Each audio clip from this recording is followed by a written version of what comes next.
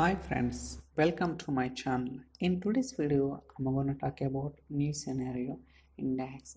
So please try to watch all my previous videos so that you'll get more understanding on different technologies like SQL Server development, performance tuning, Power BI and DAX, and integration services. Now we'll go to the Power BI desktop. There you can understand today's video.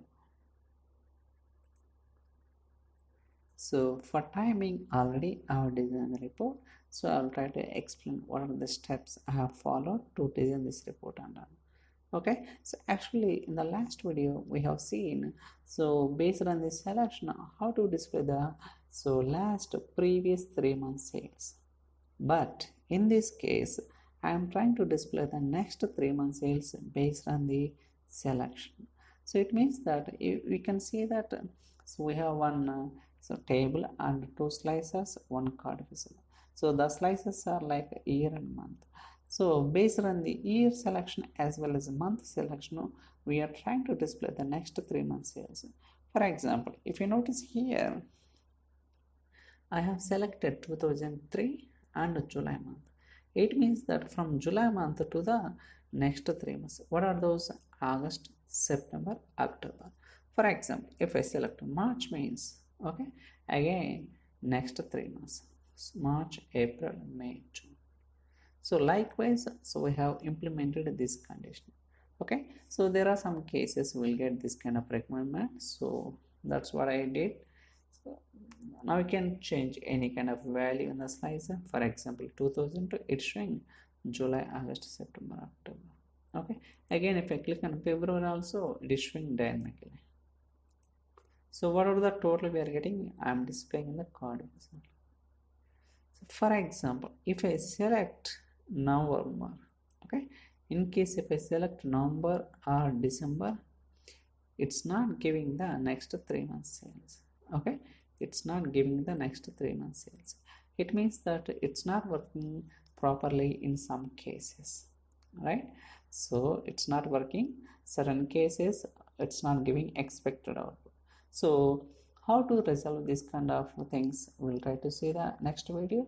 For timing, we'll try to understand what kind of logic I have implemented for getting this next 3 months sales based on the selection. It's very similar to the last video code what we have written and what I have seen. So but little changes only. I'll try to show that. Go to demo measures, test. Try to zoom in so that we can see clearly.